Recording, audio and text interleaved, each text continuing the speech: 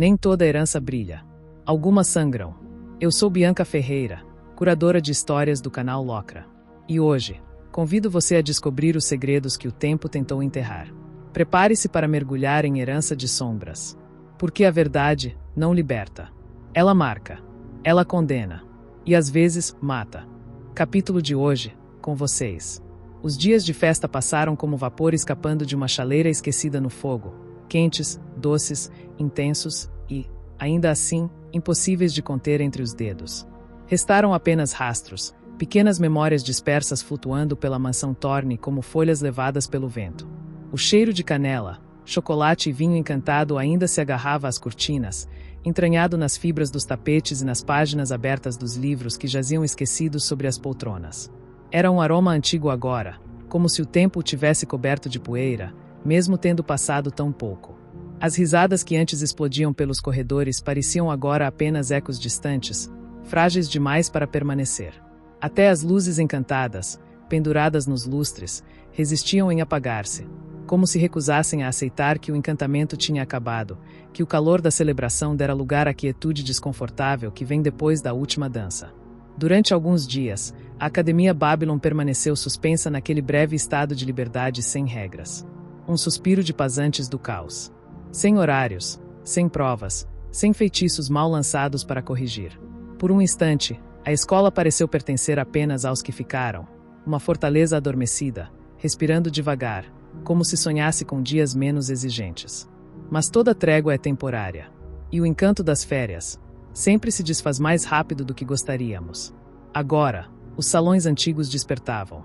Lentamente, como um gigante ranzinza voltando à vida. O som dos baús sendo arrastados sobre o mármore ecoava como um chamado para a rotina. Feitiços de limpeza reativavam-se em estalos preguiçosos. Professores com olheiras carregavam pilhas de pergaminhos como se estivessem transportando séculos de responsabilidades.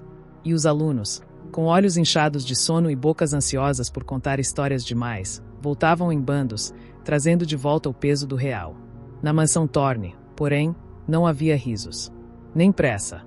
Apenas o tipo de silêncio que pesa. Não o silêncio confortável, que envolve como um cobertor numa manhã fria. Mas o silêncio denso. Aquele que carrega saudade de mais e respostas de menos. Morgana partirá 2 dias antes do fim do recesso. Como era típico dela, sua ausência foi tão marcante quanto sua presença. Sumiu no meio da madrugada mais fria do inverno, enquanto a nevasca rugia lá fora como um aviso. Não houve despedidas. Não houve promessas. Nenhum som de porta batendo. Apenas os sinais deixados para trás, o aroma persistente do charuto de menta queimado nos corredores, algumas tapeçarias chamuscadas, como se ela tivesse esbarrado nelas com magia de mais e cuidado de menos, e um bilhete cravado com a ponta de uma adaga na porta do quarto de Elia. A caligrafia era caótica, uma mistura perfeita de ameaça e afeto. Ele reconheceu de imediato. O bilhete dizia: "Se alguém perguntar, eu fui caçar dragões. Se alguém insistir, minta melhor que eu. Não morra até eu voltar." M. Era típico dela. O jeito de cuidar que parecia abandono, mas escondia promessas não ditas. Um gesto tão rebelde quanto protetor. E, ainda assim, aquilo doía. Porque, no fundo, Elian sabia. Quando Morgana partia sem avisar, era porque carregava algo que não queria que os outros vissem. Ou temia que eles sentissem. Helena também se foi, mas de outro modo. O adeus dela tinha um sabor diferente. Quente, sutil e quase cruel, justamente por ser gentil demais. Ela não deixou bilhetes, nem marcas de fogo. Apenas abraços demorados, olhos que pareciam enxergar mais do que deixavam transparecer, e aquele sorriso de vó, um sorriso que escondia mais do que qualquer magia. Como se ela soubesse algo. Como se quisesse proteger Elian de verdades que ainda não era hora de ouvir, mesmo sabendo que a hora viria, cedo ou tarde. Sullivan, bem, ele ficou. Mas talvez o verbo mais adequado fosse, permaneceu. Desde a partida de Helena, vagava pela casa como um eco de si mesmo. Arrastava as pantufas desgastadas pelos corredores de pedra, acompanhado por 2 jornais flutuantes, um escrito em latim arcaico, o outro em uma língua que ninguém conseguia identificar. O terceiro jornal, que só aparecia nos momentos de maior frustração, servia para ele praguejar sozinho em 3 idiomas diferentes. Falava com o jornal sobre tudo, o clima, os impostos, os jovens de hoje. mas raramente falava com Elian. E Elian apenas observava, silencioso, atento, como quem sabe, por instinto, que aquilo tudo era só a calmaria antes da próxima onda. Porque o silêncio nunca durava muito, nem as pausas. E quando o ciclo recomeçava, ele nunca vinha leve.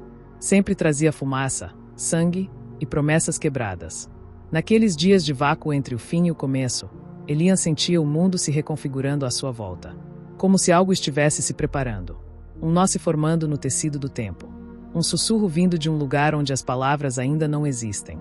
E ele sabia, do mesmo jeito que se reconhece a aproximação de uma tempestade antes mesmo de ver as nuvens, que quando aquele silêncio quebrasse, não seria com música.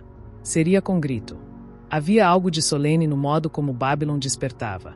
Não como um lugar comum, que apenas voltava à rotina, mas como uma criatura ancestral, encantada por um feitiço antigo e teimoso, que agora, lentamente, se espreguiçava depois de um sono longo demais. O tipo de despertar que não vinha com pressa, mas com peso. Com memória. Com séculos de história escorrendo pelas paredes de pedra e se insinuando nos sussurros que voltavam a habitar os corredores. As carruagens mágicas cortavam os céus cinzentos como cometas desalinhados, suas rodas girando sem tocá-los, deixando rastros de fumaça encantada que dançavam no ar antes de se dissolver. De tempos em tempos, um clarão colorido explodia em meio às nuvens baixas, denunciando o excesso de mana acumulada nos veículos escolares mais antigos. Os encantamentos, enferrujados pelo recesso, estalavam no ar como trovões tímidos. Lá embaixo, no vale que dormia sob uma crosta de gelo, os portões negros da academia se abriram pela primeira vez desde o solstício. O som não foi apenas metálico, foi orgânico. Grave, lento, como o bocejo arrastado de um gigante que, mesmo acordado, não tinha a menor vontade de se mover. O metal rangeu como se protestasse contra o tempo. As runas adormecidas nas colunas laterais se acenderam uma a uma, como olhos se abrindo em sequência, cada uma sussurrando algo que ninguém ousava traduzir. Dentro dos muros, Babylon retomava seu fôlego. Não de uma vez, mas aos poucos, como se cada parede, cada escada, cada tapeçaria precisasse lembrar quem era, e quem estava voltando. Os corredores voltaram a ecoar com passos apressados e feitiços falhos, risos ansiosos e sustos explosivos. Alguns alunos retornavam como se nunca tivessem partido, outros, como se nunca quisessem ter voltado. E pelas paredes frias do castelo, os sussurros reapareceram. Eram vozes infantis, tropeçando em encantamentos simples.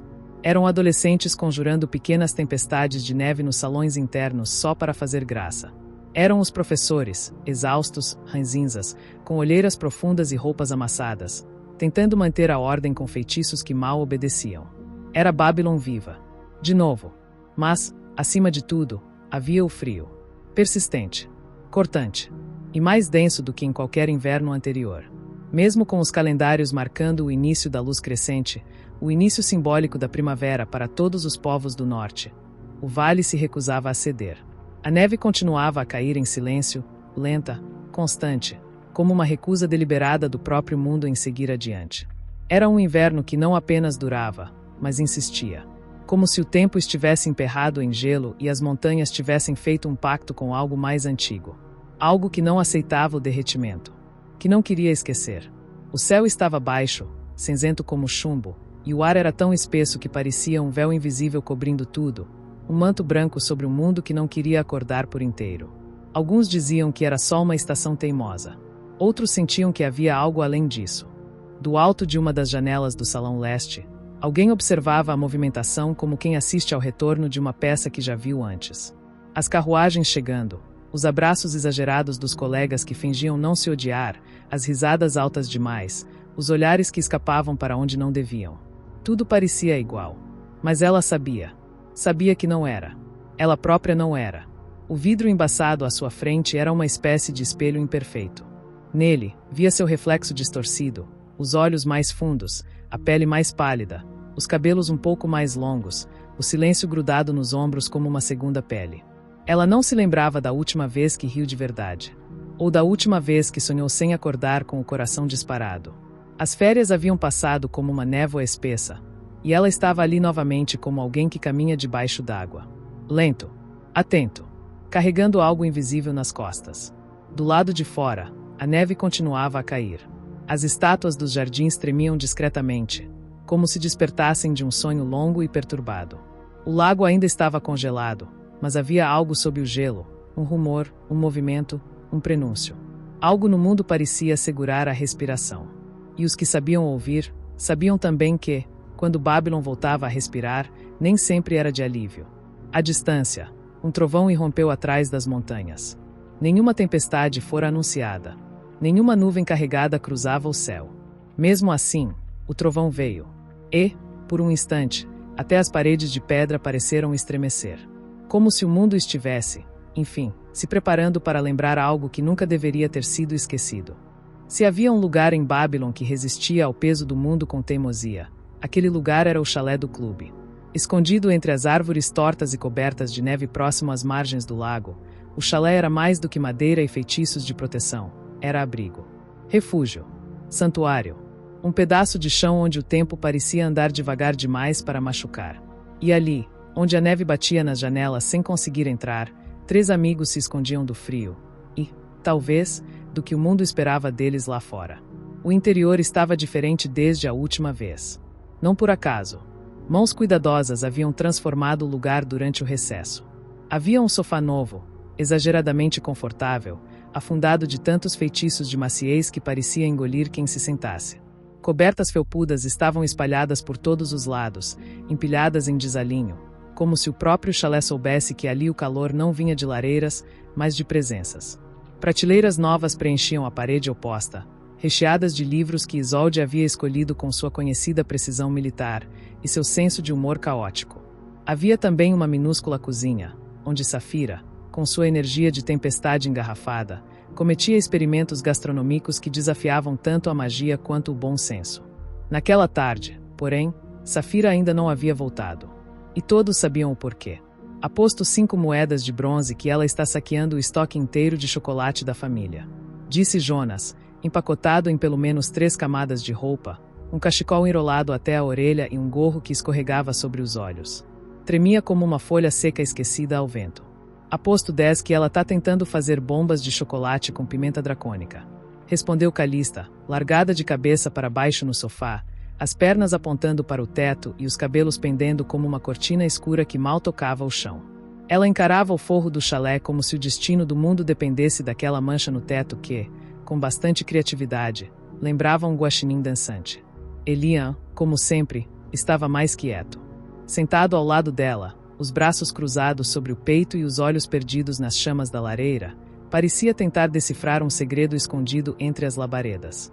O rosto calmo, mas os dedos tamborilando contra a coxa denunciavam o que se movia por dentro, uma inquietação discreta, mas insistente. Às vezes, o olhar dele fugia pela janela. Do lado de fora, o lago continuava imóvel, um espelho de gelo sob a luz pálida. A floresta, branca e silenciosa, parecia conter o mundo inteiro em uma única respiração. Já é primavera no mundo humano, murmurou Calista, passando os dedos pelas marcas de bronzeado que ainda restavam em seus braços. Tocava a pele como quem acaricia uma lembrança que começa a escurecer com o tempo. Mas aqui é Babylon, respondeu Elian, sem desviar o olhar da lareira. Ela soltou um riso breve, resignado. Um riso de quem sabia que viver naquele lugar significava aceitar que o impossível era apenas rotina com outro nome. Já faz meses, e esse frio não passa, reclamou Jonas, agora revirando as gavetas com a ferocidade de um arqueólogo em missão sagrada. Se eu morrer congelado, quero ser empalhado com expressão de herói. Você não seria empalhado, Jonas. Só viraria mais um dos quadros falantes da biblioteca. Comentou Calista, esticando a mão para pegar um livro qualquer da estante ao lado. Mas com aquele seu senso de humor, seria banido da sessão silenciosa em uma semana. Ei, humor é sobrevivência. Rebateu ele, finalmente encontrando algo no fundo de uma caixa suspeitamente encantada. Vocês vão me agradecer por isso. Jonas, Elian começou, já com um tom de advertência. Mas era tarde demais. O algo era uma barra de chocolate. Ou, mais precisamente, uma das criações amaldiçoadas de Safira. No instante em que ele tocou o doce, este explodiu em mini mordidas encantadas, que saltaram e cravaram dentinhos mágicos nas pontas dos dedos de Jonas. Inteligência artificial. Mas o quê? Gritou ele, dando um pulo tão alto que quase derrubou a estante ao lado. Começou a chacoalhar a mão como se estivesse sendo perseguido por uma colônia inteira de fadas nervosas. Eu avisei, murmurou Elian, escondendo um sorriso. Por que você sempre tenta pegar as coisas dela? Suspirou Calista, já sem paciência, mas sorrindo. É tipo beijar um basilisco esperando que ele vire príncipe. Eu tô tentando salvar a gente da monotonia absoluta. Isso sim. Retrucou Jonas, ainda massageando os dedos. Alguém precisa lutar contra esse tédio glacial. E então, riram. Os três. Foi um riso sincero, leve, necessário. Daqueles que quebram o gelo entre as costelas. Por um instante, tudo pareceu mais simples. Como se os monstros lá fora, as missões mal explicadas, as mortes recentes e as verdades que doíam pudessem esperar mais um pouco. Só um pouco. Mas foi Elian quem trouxe o silêncio de volta. Sempre era. Sabe? Começou ele, a voz baixa, lenta, como se as palavras estivessem sendo moldadas no momento em que nasciam. Calista ergueu uma sobrancelha, revirando os olhos com um gemido resignado. Lá vem. Elian sorriu de canto. Mas havia algo nos olhos dele, uma inquietação que não combinava com a preguiça daquela tarde. Eu vasculhei a escola, disse, depois de um tempo, a voz baixa e firme. Fiz o que a gente combinou. Usei os corredores encantados, sondei o meu avô, explorei as passagens do terceiro andar. Calista virou-se para ele. O cabelo descia em ondas escuras, e os olhos carregavam aquela intensidade obstinada que parecia ter nascido com ela. Sabia o que viria a seguir. Sempre sabia. Mas, perguntou, sem rodeios. Elian hesitou, mordendo o lábio inferior. As mãos agora quietas sobre os joelhos. Mas tem um lugar, disse enfim. Um lugar que eu não consigo tirar da cabeça. Jonas parou o movimento de esfregar os dedos. Estreitou os olhos. Elian, se esse lugar for outra daquelas catacumbas cheias de esqueletos falantes, eu juro que vou me matricular em herbologia por livre e espontânea fuga. Não é uma catacumba, rebateu Elian. Só, parece errado ignorar. Como se estivesse me chamando. Como se algo lá dentro soubesse meu nome. Que poético, murmurou Jonas, erguendo a mão boa como se pedisse a palavra. Eu topo. Mas só se não tiver nenhuma criatura tentando me arrancar os rins, beleza? Prometo tentar, disse Elian, com um sorriso breve, mas genuíno. Calista respirou fundo. Olhou para os dois, como se já soubesse que qualquer tentativa de dizer não seria inútil. Eles iriam, de qualquer jeito. Então, apenas assentiu, batendo de leve o cotovelo contra o braço de Elian. Se a gente morrer, eu te assombro até o fim da eternidade, disse, com aquele sorriso torto que significava tanto ameaça quanto carinho. Justo, respondeu Elian. E seus olhos, por fim, brilharam. Jonas fez uma reverência exagerada, tropeçou na própria bota e caiu sentado com um baque surdo. Foi a gota d'água. Os três caíram na gargalhada. E, por um momento raro, dentro daquele chalé escondido nos confins da escola mais perigosa do mundo, o frio pareceu mais leve. O futuro, mais suportável. E o agora, quase perfeito. Lá fora, a neve ainda caía. Mas ali dentro, onde três corações batiam no mesmo compasso, o inverno não tinha chance alguma. O chalé rangeu em protesto quando a porta se abriu, como se tentasse segurar os três ali dentro por mais um minuto de calor, mais uma conversa, mais um instante em que o tempo parecia hesitar. Mas eles saíram mesmo assim, envoltos em cachecóis, botas encantadas e uma atmosfera tão leve quanto a brisa gélida que batia no rosto. A tarde se estendia sobre Babylon em tons de prata e ouro pálido, e o caminho até a escola parecia mais longo do que realmente era. Talvez fosse a neve alta. Talvez fosse a preguiça. Ou talvez fosse só o desejo de fazer aquele momento durar mais do que deveria. Jonas foi o primeiro a sair, é claro, saltando degraus, assobiando um ritmo qualquer e cumprimentando todo mundo que cruzava o caminho como se estivesse numa turnê de reencontro. Ele acenava com as duas mãos, disparava piadas com precisão cirúrgica, recebia risadas em troca e era interrompido a cada 2 metros por alguém pedindo uma cópia de alguma foto antiga ou perguntando se o jornal do novo semestre já estava em produção. Parecia impossível dar 3 passos sem que alguém o chamasse. Como é que ele consegue? Murmurou Calista, ajeitando a touca sobre os cabelos presos com pressa. Não faço ideia, respondeu Elian, caminhando ao lado dela, um pouco mais atrás. O tom era uma mistura de admiração e resignação. Às vezes acho que ele é feito de outro tecido social. Um tipo, encantamento de simpatia. Calista riu e lançou um olhar cúmplice a Elian, os olhos castanhos faiscando com aquela luz que surgia só nas conversas entre os dois. E pensar que nós dois somos basicamente os patronos do clube dos antissociais de Babylon. Elian retribuiu o olhar com um meio sorriso. Acho que por isso ele anda na frente. Para equilibrar a balança. Eles riram juntos, e por um breve segundo, tudo o que existia era aquilo. O som das botas na neve, o frio mordendo os dedos e o calor leve de uma amizade que, vez ou outra, esbarrava na borda de algo a mais. E então, como foram suas férias? Perguntou Calista, com a voz suavemente curiosa. O tipo de pergunta que carrega mais interesse do que aparenta. Você conheceu sua avó, né? Elian demorou um pouco para responder. Como se ainda estivesse escolhendo com cuidado quais memórias valia a pena compartilhar. Conheci, disse, por fim. E também minha tia. Morgana. Aquela Morgana. A Salamander? A rainha do fogo. A maga de magia das chamas mais poderosa. Tá de sacanagem que eu perdi a chance de conhecer ela. Essa mesma. Murmurou ele, meio surpreso com a reação dela. Nem sabia que ela tinha tantos títulos. Ela parece tão legal. Você não faz ideia. Murmurou ele, ainda sentindo os golpes que recebeu nos treinos com Morgana. Calista sorriu, interessada, e encolheu os ombros dentro do casaco, como se preparar para ouvir algo que merecesse um chocolate quente e uma lareira. Foram férias intensas, continuou Elian. Treinamentos quase todos os dias. Magia, resistência, combate. Parecia que ela queria me quebrar em 1000 pedaços e depois ver se eu sabia me montar de novo. Isso soa péssimo, disse ela, mas o tom era gentil. Foi, mas ao mesmo tempo, foi importante. Ela me fez enxergar coisas que eu evitava. Tipo, Elian hesitou. Tipo que nem tudo precisa vir da mana. Às vezes, a força vem daquilo que a gente carrega sem saber. Calista assentiu, silenciosa.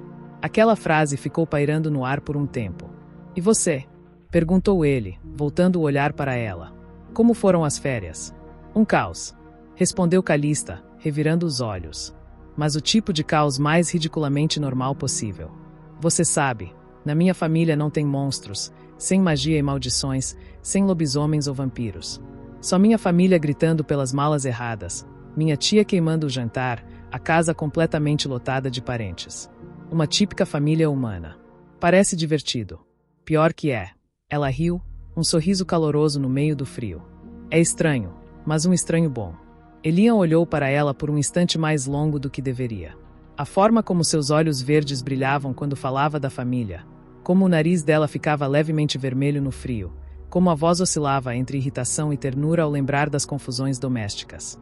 Ele sentiu uma pontada estranha, suave, mas persistente, bem no meio do peito. Como se estivesse sendo chamado a notar algo que ainda não entendia. Que foi? Perguntou ela, desconfiada. Ele sacudiu a cabeça. Nada. Só. Pareceu bom mesmo. Foi. O silêncio entre eles não era desconfortável. Era um silêncio cheio. Cheio de pensamentos, de risos prestes a acontecer, de perguntas que talvez ainda não tivessem coragem de ser feitas. Ao longe, Jonas já estava quase no topo da escadaria em direção ao castelo, acenando para uma garota de cabelo azul e trocando piadas com 2 gêmeos que vendiam bombons de amor duvidosos. Ei, Liana! Aquela foto sua com as capivaras voadoras vai sair na próxima edição. Jonas acenou para uma menina loirinha estilo patricinha em um grupo de outros garotas iguais a ela. E aí, Theo? Ele colocou os braços ao redor do pescoço de um garoto de cabelo verde. Já consertaram teu arco ou ele ainda atira para trás? Atravessando os pátios abertos rumo ao edifício principal, Elian, Calista e Jonas deixaram para trás a luz clara da neve refletida e entraram nos corredores abobadados da ala norte, onde o calor artificial dos feitiços de aquecimento os envolveu como um cobertor mágico. As paredes estavam cheias de movimento. Quadros que comentavam as roupas dos alunos, fantasmas que riam entre si e alunos correndo atrasados que esbarravam nas estátuas encantadas, pedindo desculpas a contragosto. A cada cumprimento, Elian e Calista trocavam olhares meio descrentes, meio divertidos. Você jura que a gente convive com ele há meses? Murmurou Elian, com um sorriso discreto, puxando o sobretudo como se buscasse se esquentar. Às vezes eu acho que ele foi adotado por acidente e ninguém teve coragem de contar. Nunca vi um lobisomem tão sociável. Respondeu Calista, os olhos faiscando de humor enquanto ajeitava a faixa do casaco azul escuro ao redor da cintura. Ou ele foi encantado por algum feitiço de popularidade que a gente nunca aprendeu? Murmurou Elian, levantando uma sobrancelha enquanto olhava para ela. Isso explicaria muita coisa, disse ela, segurando uma risada. Eles riram. Uma risada breve, baixa, cúmplice. Calista observava os corredores com atenção. Ela sempre fazia isso, como se procurasse padrões nas conversas, nas marcas entalhadas ao longo das colunas, nos quadros que pareciam mudar de lugar quando ninguém estava olhando. Havia algo nela que queria entender o mundo por inteiro antes de tomar qualquer decisão. E ainda assim, ela sorria fácil, como quem já aprendeu a fazer perguntas sem perder o encantamento pelas respostas. Você está nervosa para o 4º ano? Perguntou Elian, quebrando o silêncio entre eles com uma voz suave, curiosa. Ele olhou para ela de lado, com aquele jeito meio desajeitado, meio direto, que era só dele. Agora que você vai estar em outras turmas, sem mim, sem o Jonas, sem a Safira. Calista fez uma careta, depois sorriu, os olhos verdes abaixando por um segundo como se escolhesse com cuidado a sinceridade que viria. Um pouco, sim. Quer dizer, estou animada. As matérias são outras, os professores mudam, as salas ficam em andares que eu nunca frequentei. Foi o que eu queria.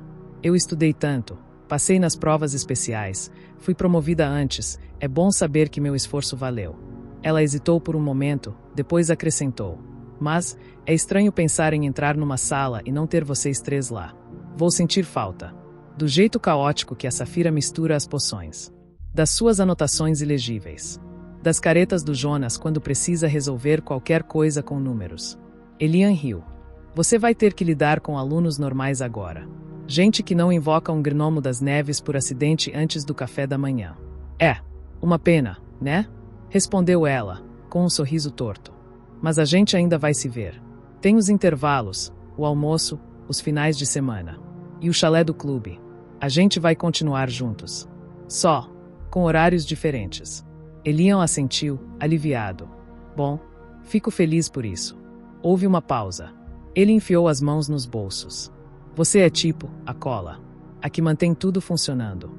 Sem você, é capaz do Jonas começar uma revolta no primeiro dia. Se ele não explodir alguma coisa antes disso, completou Calista, com uma risada leve que aqueceu o ar entre os dois. Eles viraram um corredor menos movimentado, onde o som dos outros alunos se tornava eco distante. As janelas ali eram maiores, com vidros embaçados pelo calor interno e pelo frio lá fora. As tochas tremeluziam em um laranja pálido, projetando sombras longas pelo chão de pedra. E seu avô? Perguntou Calista, mais séria agora, sem perder a suavidade. Ele não estava na mansão quando passamos lá de manhã. E você? Como tá seu avô? Elian suspirou, ajeitando os punhos do casaco. Foi para Onad, resolver um problema com um dragão negro demoníaco que apareceu na região das Montanhas do Leste. Parece que ele é o único que sabe lidar com esse tipo de criatura sem precisar destruir todo o leste. Calista piscou. Sério? Sério. Elian deu de ombros, mas havia algo mais por trás do gesto. Uma sombra pequena de saudade. Recebeu uma carta à noite, convocação urgente. Saiu no mesmo dia. E você? Está bem com isso? Estou. Acho. Ele fez uma pausa e olhou em volta, como se o corredor também merecesse ouvir. Só. Às vezes parece que todo mundo sabe algo sobre mim que eu ainda não descobri. Calista não respondeu logo, mas colocou uma mão de leve no braço dele, em um gesto silencioso que dizia estou aqui, e isso bastou por agora. Foi Jonas quem quebrou o momento, como sempre fazia, sem intenção, mas no tempo exato em que os dois estavam quase mergulhando em palavras demais. É impressão minha ou a gente entrou numa ala abandonada. A voz dele agora vinha de 1 ou 2 passos atrás, onde ele se encolhera entre os dois como um gato desconfiado. Porque esses corredores não estão apenas quietos. Eles estão julgando a gente. Não é uma ala abandonada, respondeu Calista, olhando em volta com mais atenção. É só uma parte menos usada. As salas daqui são mais antigas. Algumas foram fechadas por segurança. Outras porque, bem, ninguém mais queria dar aula nelas. Isso é exatamente o que um personagem de filme de terror diria antes de ser atacado por uma tapeçaria possuída. Disse Jonas, quase tropeçando em uma gárgula esculpida num pedestal. Eu sabia que devia ter ficado no chalé, eu tenho que parar de agir por impulso. Elian riu, embora os próprios olhos também começassem a escanear os detalhes ao redor. Os vitrais aqui eram cobertos por poeira que piscava levemente quando alguém passava perto. Havia uma tapeçaria rasgada mostrando uma cena de batalha que parecia se mover em loop, mas os sons estavam mudos, como um pesadelo em silêncio. As portas de madeira eram antigas. Ok, oficialmente o lugar está com ares de nada amigável, murmurou Jonas, colando ainda mais nos dois. Você é o fotógrafo do jornal de Babylon, Jonas. Deveria estar na linha de frente. Provocou Calista olhando para ele de canto. E morrer em nome da arte. Obrigado, mas não hoje. A risada veio de novo. Aquela risada leve, de quem caminha entre as sombras e mesmo assim carrega luz nos olhos. E mesmo com o frio, mesmo com os corredores estranhamente vazios, mesmo com o ar carregado de algo antigo demais para nomear, eles seguiam juntos. O caminho ainda era longo, mas a amizade, aquele laço invisível que os unia desde o primeiro dia se encontram, era mais forte do que qualquer ruína, qualquer inverno, qualquer silêncio encantado. E nas sombras, imperceptível, ela observava os três avançarem, e sorria com isso. Eles seguiram rindo, mesmo com o frio se infiltrando pelos casacos e os passos ecoando alto demais nos corredores silenciosos. Elian, você tem certeza mesmo que tem algo nesse lugar? Perguntou Jonas, agora com a voz mais baixa, quase reverente, se escondendo atrás dos dois. Sinceramente, eu não sei, respondeu Elian, olhando em frente, os olhos atentos. Mas eu sinto que sim. Algo está esperando. Vamos descobrir o que é, disse Calista, firme. E os três seguiram, lado a lado, como sempre foram. Como sempre seriam. Obrigada por estar aqui. Sua escuta dá vida a essa história. Se Herança de Sombras tocou você, curta, compartilhe e inscreva-se no canal Locra. O mundo oculto nem sempre avisa quando vai se revelar, mas o sininho, sim. Eu sou Bianca Ferreira, e te espero no próximo capítulo. Até lá, e cuide-se. Um abraço. Porque algumas sombras não querem assustar. Querem ser vistas. E a nossa jornada está só começando.